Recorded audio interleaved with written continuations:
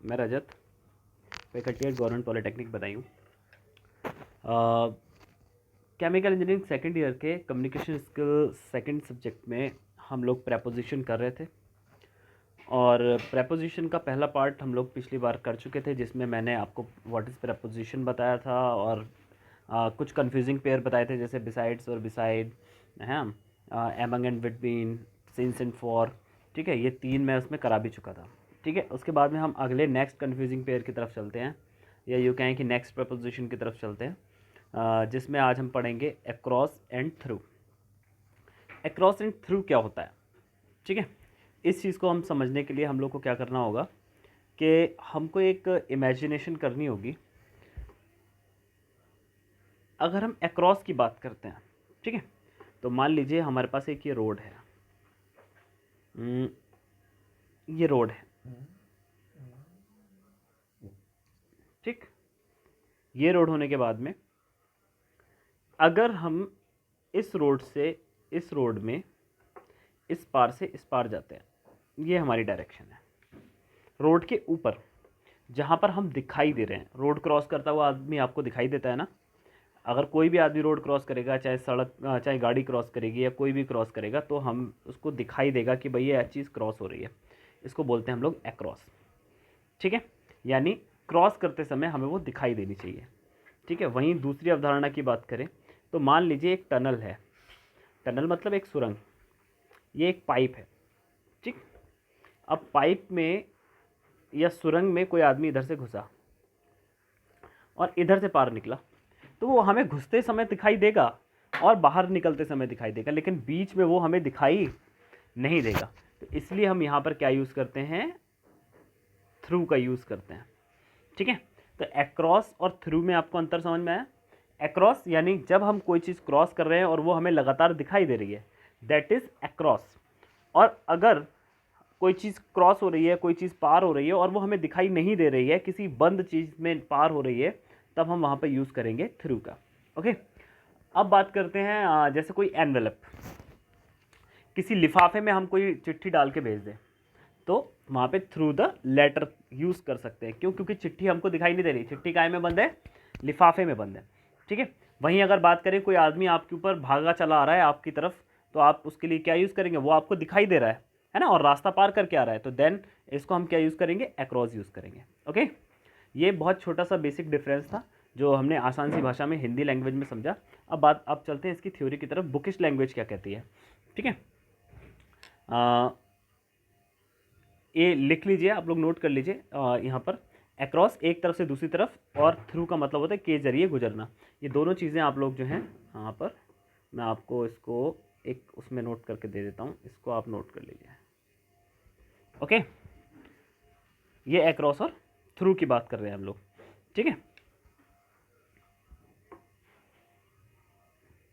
अब आ जाओ, अक्रॉस का प्रयोग और भी कई अर्थों में होता है। ठीक है, अगर कोई व्यक्ति आपको सामने से आके मिलता है, ठीक है, मान लीजिए वहाँ पे रोड नहीं है, कुछ नहीं है, मैदान में खड़े हैं आप, और कोई आदमी आपको सामने से आके मिलता है, तब भी आप उसको अक्रॉस बुला सकते हैं। ठीक है, he is walking for me across the road. ठीक है, वो मेरे पास आया कैसे? अक्रॉस द रोड, रोड को क्रॉस करके। या the tree fall across the railway line.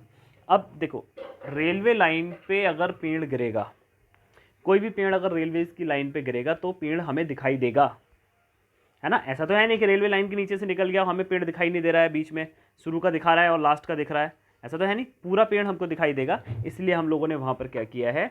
हमने वहाँ पर अक्रॉस का यूज़ किया है। ओके, ये रहा, देखिए यहाँ पे ये अक्रॉस का यूज़ हम लोगों ने इसीलिए किया है। ठीक है, केम अक्रॉस, मैंने जैसे आपको बताया कि अचानक अगर आपसे कोई मुलाकात करता है तो वहाँ पर हम अक्रॉस का यूज़ करते हैं। ठीक है, कोई भी आदमी आपको, जैसे आपको एक्सपेक्टेशन नहीं थी कि वो आपको वहाँ मिल जाएगा, जैसे मेले में है, my childhood friend meet me across at the fair, वो क्या हुआ? एकदम मेले में मेरे को अक्रॉस आकर के एकदम से मिल गया। ठीक है, मुझे मेले में उसके मिलने की कोई उम्मीद नहीं थी, लेकिन वो मुझे मेले में मिला, तो यहाँ पर हम यूज़ करेंगे उसके लिए अक्रॉस का। ओके, चलिए नेक्स्ट देखते हैं।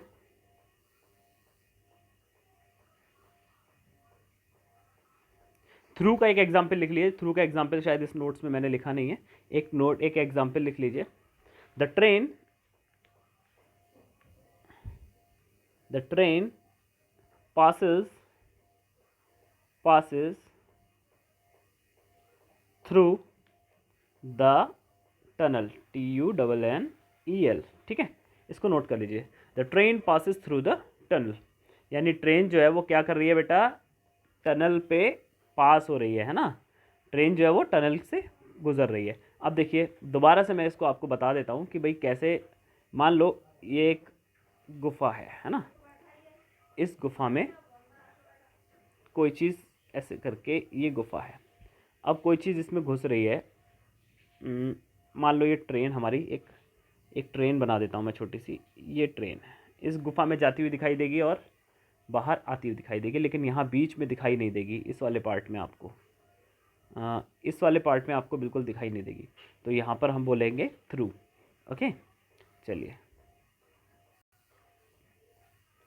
नेक्स्ट कंफ्यूजिंग पेयर है आपका ऑन एंड अपॉन। ठीक है, on and upon. On and upon में क्या होता है, अभी क्या हुआ कि इससे पिछले मैं वाइवा ले रहा था फर्स्ट ईयर का, तो उसमें ऑन एंड अपॉन का कंफ्यूजिंग पेयर मैंने पूछा, तो बच्चे बता नहीं पाए थे कि ऑन या अपॉन में क्या फ़र्क होता है। देखिए कोई चीज़ अगर किसी चीज़ पर रखी हुई है, ठीक है, और वो कैसी अवस्था में है, शांत अवस्था में है, वो अपनी जगह रखी हुई है, स्टिल है, तो उस कंडीशन में हम लोग बोलते हैं वहाँ पर ऑन। और अगर वो मूवमेंट में है, ऊपर से नीचे की तरफ गिर रही है, तो क्या बोलेंगे, अपॉन बोलेंगे। ठीक है, जैसे एक छोटा सा एग्जांपल हम यहाँ पे आपको दिखाते हैं, मैंने आपको यहाँ दिखा भी दिया है, मैं आपको इसमें बना के भी दिखा देता हूँ। मान लीजिए आपकी ये एक टेबल रखा हुआ है, इसके 4 पैर हैं। ओके, और मैं यहाँ पे एक बॉल बना देता हूँ, छोटा सा बॉल, ये ग्रीन कलर का एक बॉल है, या प्लेट मान लो, तो ये प्लेट इस टेबल पर रखी हुई है, तो यहाँ पर क्या आएगा बेटा, इस समय आपका आएगा ऑन। ओके, वहीं इमेजिन करिए कि यही एक टेबल रखी हुई है, वापस से एक टेबल रखी हुई है, ग्रीन कलर का ये रहा टेबल आपका, और एक बॉल ऊपर से गिर रही है। हाँ, ये बॉल है, एक छोटा सा बॉल है, और ये आकर के क्या हो रहा है, ये एक छोटा सा टेबल है, ठीक है, और ये रहा आपका एक छोटा सा बॉल, और ये बॉल जो है यहाँ पे ऐसे करके गिर रहा है, तब ये क्या हो जाएगा, अपॉन हो जाएगा बेटा। ठीक है, यानी अगर मूवमेंट की अवस्था में है तो अपॉन, ऊपर से नीचे की तरफ, और अगर स्टिल अवस्था में है, अगर रखा हुआ है तो ऑन। ठीक है, यही इसमें समझाने लायक बात थी, इसके अलावा कोई बात समझाने लायक नहीं थी। इसका एक एग्जाम्पल देख लेते हैं। The book is on the table, यानी जो किताब है वो कहाँ रखी हुई है, टेबल के ऊपर रखी हुई है। ठीक है, वहीं दूसरा एग्जाम्पल देखते हैं अपॉन का। अपॉन का एग्जाम्पल देखो, ये रहा अपॉन का एग्जाम्पल, ये सारा ये वाला अपॉन का एग्जाम्पल है। ठीक है, the cat jumped upon the rat, यानी बिल्ली जो है वो क्या, चूहे के ऊपर कूदेगी ना, चूहे के ऊपर बैठी हुई तो थी नहीं, चूहा उसको दिखाई दिया और चूहे के ऊपर जा करके कूदी, तो वहाँ उस कंडीशन में हम लोग क्या लगाएंगे बेटा, अपॉन लगाएंगे। ठीक है, और जब टेबल पे कोई किताब रखी हुई है तो वहाँ पर हम लोग क्या लगा रहे हैं, देखो वहाँ पर हम लोग ये ऑन लगा रहे हैं। ठीक है, तो इसी को बोलते हैं ऑन और अपॉन का कन्फ्यूजिंग पेयर, जिसमें बच्चे कंफ्यूज होते हैं कि कहाँ पे ऑन आएगा, कहाँ पे अपॉन आएगा। अब कभी आपको कन्फ्यूजन तो नहीं होगा, थोड़ा बहुत जो कन्फ्यूजन रह गया है वो हम लोग प्रैक्टिस सेशन में कर लेंगे या Q&A सेक्शन में कर लेंगे। ओके, चलिए आगे बढ़ते हैं। नेक्स्ट कन्फ्यूजिंग पेयर आता है आपका ओवर एंड अंडर। ठीक है, ओवर एंड अंडर का मतलब क्या होता है,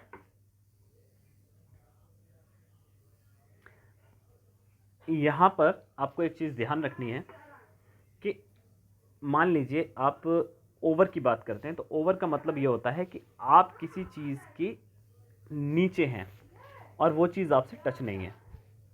ठीक है, इन द सेंस आप देखिए यहाँ पे, मान लीजिए ये आपका एक टेबल बना लेते हैं हम लोग, छोटा सा ये रहा टेबल,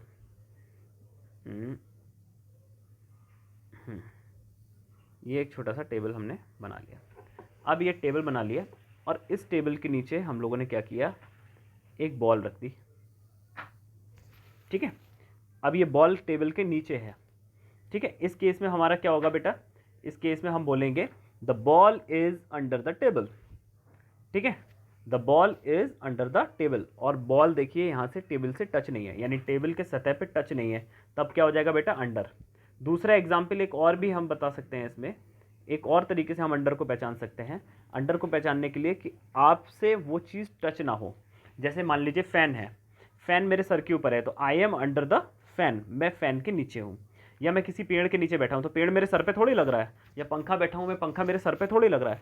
तो there is a gap between object and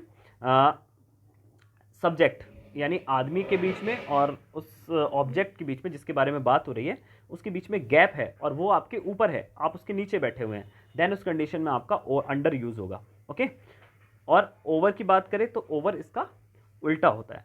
ठीक है, अब मैं बोल दूं, अभी मैंने बोला I am under the fan, वहीं मैं अगर फैन को सब्जेक्ट बना लूं तो बोलूं फैन इज ओवर मी, उस कंडीशन में क्या हो जाएगा, फैन मेरे ऊपर हो जाएगा। ओके, इस कंडीशन में हम लोग क्या करेंगे, बॉल के लिए अगर यूज़ करेंगे तो ये क्या हो जाएगा, अंडर। ओके, तो ये आपका क्या है, confusing pair between over and under.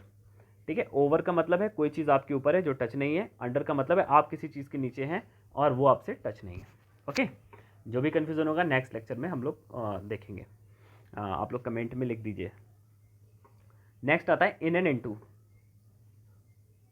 In and into का कन्फ्यूजिंग पेयर। अब इन एंड इनटू में क्या होता है, कोई चीज़, कोई भी ऑब्जेक्ट पहले से अंदर अवस्था में है। ठीक है, मान लीजिए एक कमरा है, ये एक झोपड़ी बनाते हैं और यहाँ से हम लोग समझते हैं धीरे धीरे। आप लोग बस बैठे रहिए, आप लोगों को बस केवल समझना सा है, बाकी सारा काम मेरे पे छोड़ दीजिए। ये एक हम लोग झोपड़ी बनाते हैं। ये झोपड़ी हो गया। ठीक है, और यहाँ इसके अंदर एक आदमी बैठा हुआ है, ये एक आदमी बैठा है। तब अब हम इसमें क्या बोलेंगे, man is in the house. ठीक है, man is in the house, क्यों, क्योंकि वो आदमी उसके अंदर है, यानी आदमी उसके अंदर पहले से ही मौजूद है। तो इस केस में हम लोग क्या यूज़ करेंगे, इन का यूज़ करेंगे। ठीक है, बच्चे बहुत कंफ्यूज होते हैं कि इन और इनटू का यूज़ कहाँ करें, इन की जगह इनटू लगा देते हैं, इनटू की जगह इन लगा देते हैं। तो उस केस में आपको समझना होगा कि अगर कोई चीज़ स्थिर अवस्था में है, स्थित अवस्था में है और वो किसी चीज़ के अंदर है, तब उसको उसकी जगह यूज़ करेंगे हम इनका।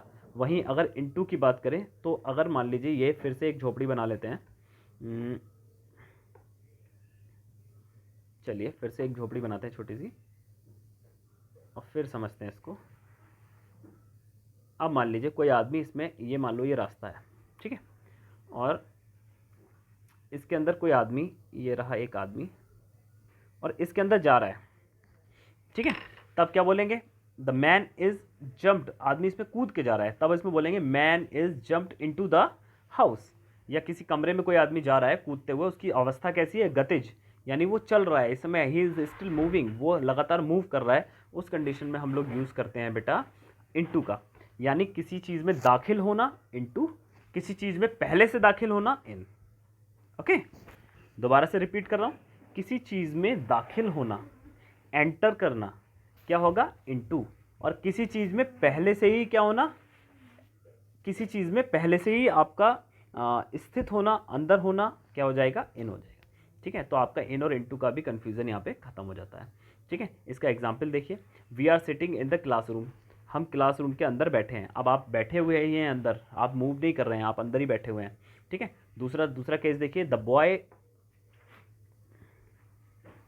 Boy jumped into the classroom, यानी आदमी जो है, वो जो लड़का है वो क्या हुआ है, क्लासरूम के अंदर जंप कर रहा है। ओके, तो यहाँ पर इन और इनटू का यूज़ देखिए। देन आप एक छोटा सा कंफ्यूजिंग इसका एग्जाम्पल देखिए, he entered into the room. कभी भी याद रखना, नोट डाल करके इसको नोट कर लीजिए, कभी भी एंटर के साथ में इनटू का यूज़ नहीं करेंगे, या तो एंटर का यूज़ करेंगे या इनटू का यूज़ करेंगे, दोनों चीज़ें एक साथ नहीं करेंगे। इसका मतलब ये हो जाएगा कि मैं कमरे में घुसा यानी घुसना 2 बार यूज़ हो जाएगा, यानी आपको बस केवल एक बार यूज़ करना है, या तो आप एंटर का यूज़ करिए चाहे तो इनटू का यूज़ करिए। ठीक है, तो इसको नोट करके लिख लीजिए यहाँ पे। मैं आपको दोबारा से इसको अंडरलाइन कर देता हूँ।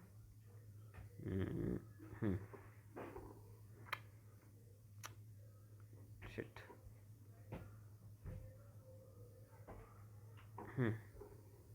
ये रहा। तो आपको क्या करना है बेटा, एंटर का यूज़ करेंगे या तो आप इनटू का यूज़ करेंगे, दो में से किसी एक चीज़ का यूज़ करेंगे, दोनों को एक साथ यूज़ नहीं करेंगे। ओके, चलिए नेक्स्ट पेयर की तरफ बढ़ते हैं। नेक्स्ट पेयर हमारा कहता है आई होप इन और इनटू आपको समझ में आया होगा, ऑन अपॉन समझ में आया होगा, अंडर ओवर समझ में आया होगा। ठीक है, अब बात आती है on time and in time की, कि भैया ऑन टाइम और इन टाइम क्या होता है। देखिए, अगर कोई चीज़ तय सीमा के ऊपर, बिल्कुल तय सीमा पे ख़त्म होती है, ठीक है, तब क्या हो जाएगा, ऑन टाइम यूज़ होगा। और अगर तय सीमा के भीतर कोई काम कंप्लीट हो रहा है या तय सीमा के भीतर कोई काम होना है, उस समय हम लोग क्या यूज़ करेंगे, इन टाइम यूज़ करेंगे। इट मीन्स, इस बात का मतलब क्या है कि इन टाइम में जैसे एक एग्जांपल जैसे मैंने यहाँ लिख दिया है, we reach the classroom centre in time. ठीक है, हम क्या हुआ, क्लासरूम में क्या हुआ, इन टाइम, यानी समय सीमा के भीतर ही पहुँच गए। ठीक है, and examination start on the time. अब एक बात बताइए, कभी भी जो पेपर स्टार्ट होगा वो समय से पहले हो सकता है क्या, नहीं, वो क्या होगा, ऑन द टाइम होगा, अपने समय पे होगा। लेकिन आपको एग्जामिनेशन सेंटर पे पहले ही पहुंचना पड़ेगा, यानी you have to reach at the examination centre in time and exam will be start on the time. Exam अपने टाइम पे स्टार्ट होगा एंड आपको जो है वो इन टाइम पहुंचना पड़ेगा। ये इसका एक छोटा सा एग्जाम्पल है।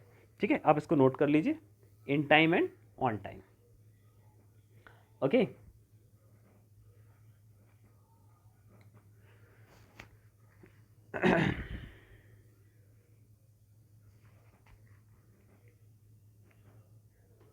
अब आ जाइए, एक कंफ्यूजिंग पेयर आपका आता है बाई एंड विथ।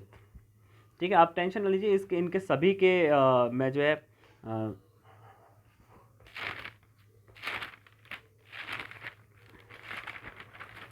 इन सभी के एग्जाम्पल्स आपको जो है मैं कराऊंगा बाद में। ठीक है, तो बाई और विथ को हम लोग नेक्स्ट क्लास के लिए रखते हैं। इस क्लास में हम सिर्फ इतना ही रखते हैं कि बाई विथ हम नेक्स्ट क्लास में पढ़ेंगे। ठीक है, ये लेक्चर थोड़ा सा जो है लंबा हो रहा है, 18-20 मिनट का लेक्चर हो रहा है। ठीक है, तो आज हमने क्या क्या पढ़ा, आज हमने पढ़ा, सबसे पहले आज हमने पढ़ा across and through. Across and through में मैंने आपको बताया कि कोई चीज़ अगर हमें पार होती हुई दिखाई दे रही है तब वहाँ पे अक्रॉस का यूज़ करेंगे, और हमें दिखाई नहीं दे रही है, किसी क्लोज ऑब्जेक्ट में से जा रही है निकल करके, तो क्या हो जाएगा, थ्रू हो जाएगा। जैसे एग्जाम्पल, रोड को क्रॉस करना अक्रॉस आएगा, लेकिन किसी टनल को या किसी गुफा को क्रॉस करना क्या हो जाएगा, थ्रू हो जाएगा। ठीक है, फिर अक्रॉस थ्रू के बाद में हम लोगों ने पढ़ा on and upon. On and upon में मैंने बताया कि कोई चीज़ किसी चीज़ के ऊपर रखी हुई है, जैसे एक किताब किसी टेबल के ऊपर रखी हुई है, तब उस कंडीशन में वो शांत अवस्था में है, ऐसी जगह हम लोग ऑन का यूज़ करेंगे।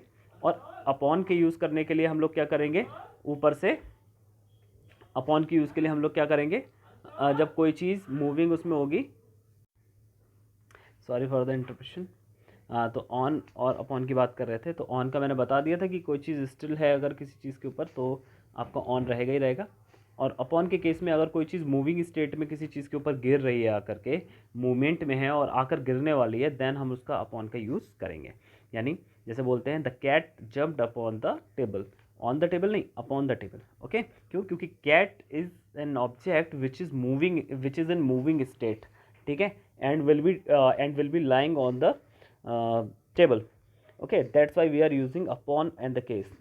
नेक्स्ट में हम देखते हैं ओवर एंड अंडर के बारे में। मैंने बताया था, ओवर का मतलब होता है कोई चीज़ आपके ऊपर छाई हुई है, आप उस चीज़ के भीतर, उस चीज़ के नीचे हैं, लेकिन वो आपसे टच नहीं है, तो उसको हम क्या बोलेंगे, ओवर बोलेंगे। जैसे the fan is over my head, fan क्या है, मेरे सर के ऊपर है। ठीक है, या roof is over on us, roof क्या है, हम लोगों के ऊपर है। और अगर बात करें अंडर की, तो अंडर में ऑब्जेक्ट के रेस्पेक्ट में हम बात करें कि we are under the roof, हम रूफ के नीचे हैं, या we are under the fan, या my head is under the fan. उस कंडीशन में हम लोग अगर फैन की तरफ से बात करेंगे तो ओवर आएगा। ओके, चलिए नेक्स्ट देखते हैं। नेक्स्ट मैंने बताया था in and into. In and into में मैंने बताया था कि कोई चीज़ किसी चीज़ के अंदर पहले से स्थित अवस्था में है तब इन आएगा, अगर कोई चीज़ एंटर कर रही है, घुस रही है उसके अंदर, तब इनटू आएगा। ठीक है, फिर बात आई थी on time and in time की। ऑन टाइम और इन टाइम में मैंने क्या बताया था कि अगर कोई चीज़ अपने समय पर हो रही है that is on time, and किसी चीज़ की समय सीमा के भीतर कोई काम हो रहा है तो इन टाइम। जैसे मैंने बोला था you have to reach at the examination centre in time, यानी आपको अपने एग्जामिनेशन सेंटर पे बिल्कुल टाइम पे तो नहीं पहुंचेंगे, टाइम से कुछ पहले पहुंचेंगे, इसका मतलब in time. You have to reach your examination centre in time, आपको समय के अंदर पहुंचना होगा। And exam will be start on time, exam कैसा होगा, अपने समय पर स्टार्ट होगा, एग्ज़ाम समय से पहले स्टार्ट नहीं होगा। तो ये एग्जाम्पल्स के साथ में हम लोगों ने कुछ प्रेपोजिशन के कन्फ्यूजिंग पेयर लिए थे। आप जो मैंने बताया ना कि कन्फ्यूजिंग पेयर के हिसाब से ही पढ़ेंगे तब आपको ज़्यादा अच्छा लगेगा और आपको कन्फ्यूज़न भी नहीं होगी। ठीक है, मिलते हैं नेक्स्ट लेक्चर में, तब तक के लिए थैंक यू।